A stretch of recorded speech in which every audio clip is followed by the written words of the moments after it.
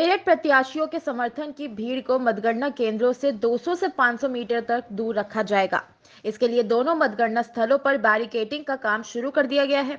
मतगणना स्थल के बीच केवल पास धारक ही प्रवेश कर सकेंगे।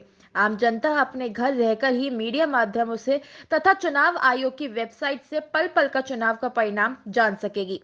प्रत्येक चरण का परिणाम तत्काल वेबसाइट पर अपलोड कर दिया जाएगा।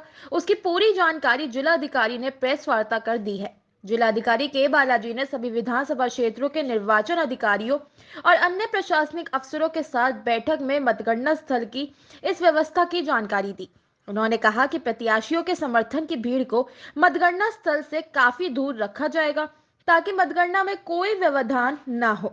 मतगणना स्थल के भीतर प्रत्येक प्रत्याशी की केवल 14 मतगणना अभिकर्ता, 3 अभिकर्ता पोस्टल बैलेट के लिए एक मुख्य अभिकर्ता और प्रत्याशी ही पास के माध्यम से प्रवेश कर सकेगा। प्रत्येक प्रत्याशी के 2 अन्य लोगों की अनुमति दी जाएगी जो कि अंदर मौजूद अभिकर्ताओं को खाना पहुंचाने का काम करेंगे। इसके अलावा किसी भी व्यक्ति को प्रवेश की अनुमति नहीं होगी।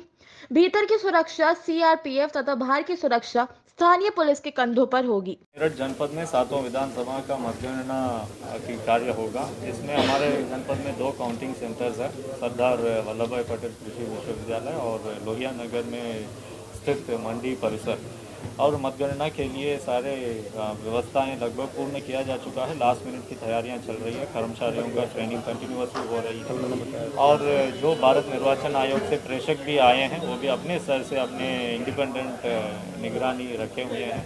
उनके सुझाव के आधार पर भी हम लोग कार्य कर रहे हैं और सारे पॉलिटिकल पार्टीज और प्रत्याशी सबके साथ हम लोग लगातार संपर्क में हैं और पूरी व्यवस्था निष्पक्ष और पारदर्शी तरीके से कराने के लिए हर संभव प्रयास किया जा रहा है। मतगणना के अंदर गड़बड़ी को लेकर के किसानों का जमावड़ा रहने वाला है, उनको संतुष्ट करने के लिए कोई गड़बड़ी ना हो और वो संतुष्ट रहे उस मतगणना से, उसकी क्या व्यवस्था की गई है?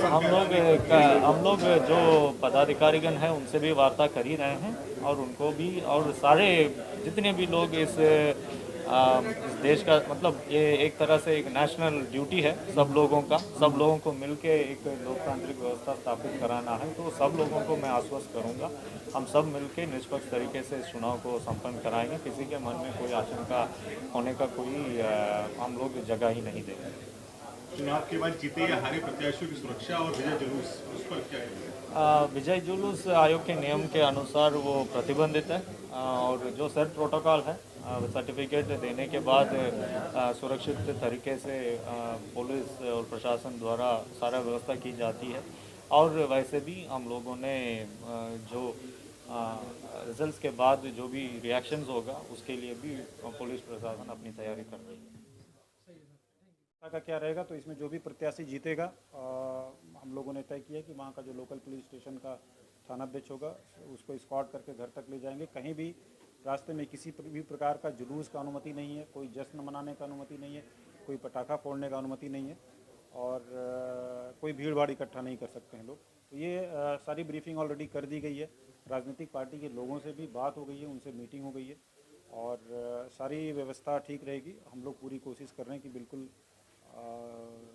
फेयर पारदर्शी तरीके से हो, इसलिए आप लोगों को भी यहाँ बुलाया गया था कि ताकि हम लोग अपनी बात कह सकें और आप लोगों का भी सहयोग रहेगा। कई बार होता है सोशल मीडिया या कहीं पे कोई राउंड में किसी ने चला दिया कि इतने वोट मिल गए या ज़्यादा मिल गए या अपने मन से चला दिया, लोग फॉरवर्ड करने लगते हैं, फिर रिज़ल्ट वास्तव में कुछ और रहता है, तो उससे एक र्यूमर क्रिएट होता है। इसलिए आप लोगों से अपील रहेगी कि इस तरह का जब तक वेरीफाई ना कर लें अंदर से क्या चीज़ है, तब तक वो कोशिश करें कि कहीं सोशल मीडिया पे या कहीं न्यूज़ चैनल में ऐसा कोई चीज़ ना चल पाए जिसको कि बाद में सच्चाई कुछ और निकल के आए। उससे जो है एक अव्यवस्था की स्थिति उत्पन्न होती है और भ्रम लोगों में फैलता है।